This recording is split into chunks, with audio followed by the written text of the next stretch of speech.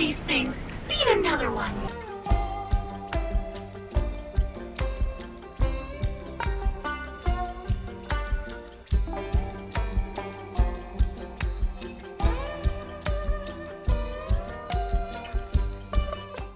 I may have never played Journey to the Savage Planet if I didn't start making videos. The reason I say that is I didn't know the game existed until one of my friends said he'd like to see me do a video on it. So, if you're watching, thanks Mike. It's always great to go into a game blind and end up enjoying the experience. Is Savage Planet a game of the year, 10 out of 10, a little something for everyone? No. But I found it worth the price of admission and enjoyed my time on ARY26. Let me tell you why. This video contains spoilers. Consider yourself warned. Journey to the Savage Planet is a first-person action-adventure game with elements of Metroidvania and collectathon genres thrown in for good measure. You, the player, are an employee of Kindred Aerospace. You've been sent to survey the local flora and fauna and collect data for Kindred as part of their Pioneer program in hopes that your discoveries will benefit mankind. What is Kindred Aerospace? Well, they are the fourth best interstellar exploration company. They aren't the best Earth has to offer, not even second best. You're fourth. In fact, part of your mission will be to somehow manage to turn resources found on this strange planet into fuel to get back to Earth. Apparently, a return flight wasn't in the budget. Right from the get-go, the game does away with the last best hope for humanity trope I often find with this setup, and trades it in for another. Kindred is the definition of an unethical corporation willing to cut costs any way they can to maximize profits. You are not properly equipped for this mission, nor does it appear you're qualified, but you were all Kindred was willing to pay for. From here on out, you're on your own. Journey to the Savage Planet does something in its first moments that I love seeing in video games with a more open world. The game starts with a small, contained tutorial, but once you make your way out, it becomes abundantly clear how big this world is and how small you are by comparison. In this game, it's illustrated by the rather large tower floating in the sky, surrounded by various floating islands and biomes in the distance. All of this was cleverly hidden from your view until you left the tutorial cave. However, all of this is a pretty big deal for you in Kindred Aerospace, as ARY26 was not supposed to have any sort of intelligent life. Before your journey even really begins, your mission objective goes from survey research and making it out alive to discovering the mysteries of this planet and what's exactly in the tower. But it's not all fun and games. You still need to do the survey and research work or Kindred will withhold your pay. Ambient temperature 81 degrees. Biosigns nominal. The first half of the game is where all the elements work best together. Explore until there's an obstacle in the way, continue to explore until you find the elements needed to upgrade your gear, and use the upgraded gear to overcome the obstacle. Rinse and repeat. This is where the Metroidvania elements of this game shine through. Most of your upgrades help with traversal and combat. You get a double jump, triple jump, and even a super jump. There's a grappling hook and a way to ride rail-like plants that make exploration easier, but way more stylish and quick. There are upgrades to your laser pistol that make dealing with hostile alien lifeforms easier.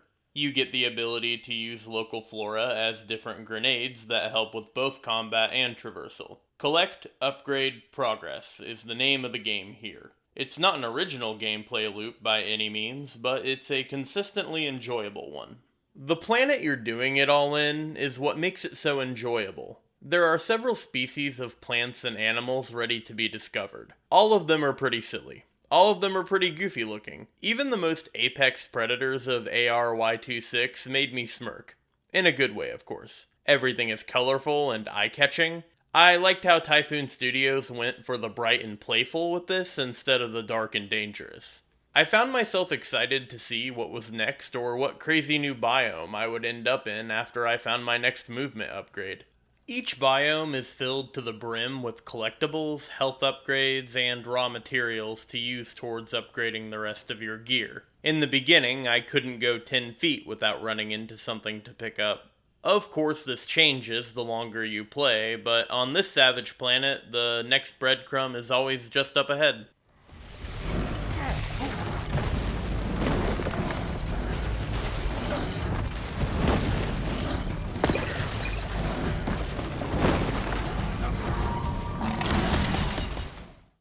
Towards the last half of the game, however, a flaw in how the game wants you to interact with the world reveals itself. The game has you follow the story objective by giving you a sort of in-game compass, telling you where the next upgrade or goal is and how far it is away from you.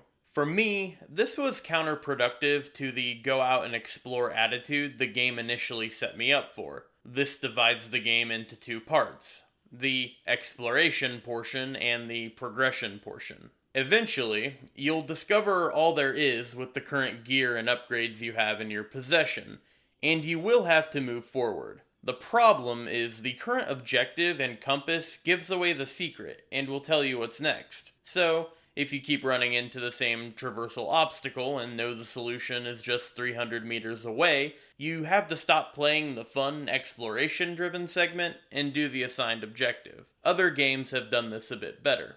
More traditional Metroidvanias blend exploration and progression together in a natural way. When you discover an upgrade, it's surprising, and although you are guided there to an extent by the level design, it never feels so forced that exploration and progression stop blending together. Other collectathons usually have separate levels with a set amount of stuff to gather in each segmented part. Usually, traversal obstacles you encounter are solved through finding the item or hidden move in the same level to help you on your quest to collect. This was my biggest gripe with Savage Planet, and I hate to see action-adventure games with a focus on exploration turn that focus into a grind. Luckily, the heart and charm of the game's environment and characters kept me engaged long enough to see this thing through to the end. While you can play through the game with another player in co-op, I played solo. But if you don't have someone else to play with, you aren't completely alone in the world. You have an AI companion who speaks to you throughout the game. A sassy corporate AI who comments on everything you do and never lets an opportunity go to waste on letting you know how expendable you are. Good work! Now you have the required resources to print a brand new jump pack at the Habitat. While untested and not necessarily safe, it is guaranteed to be amusing. There's also the Javelin, your little home away from home in the form of your ship.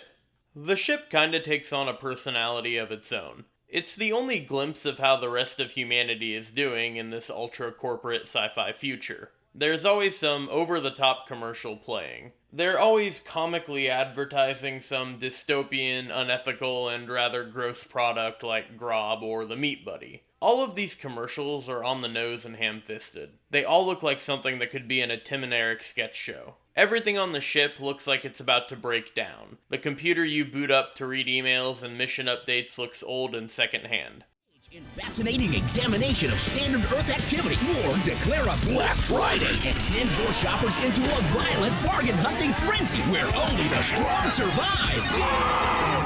Savage Planet's politics, or corporations bad consume more product, is as subtle as a sledgehammer to the teeth. Anti-corporate messages have always been a great seller in the games industry, and the anti-consumerism attitude in Savage Planet seems completely self-aware of that. It's self-deprecating, and it works.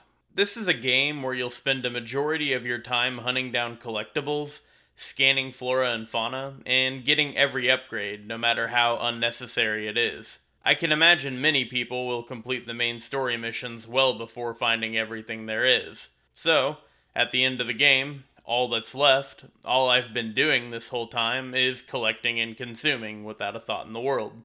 Journey to the Savage Planet was a good time, though. While the narrative seems rather self-aware and cynical, I can't imagine that's all there was to it, because the planet you explore is just so carefully constructed and fun to play around in. This could be me overthinking it, but I thought the themes and message being at odds with the gameplay was a great creative choice.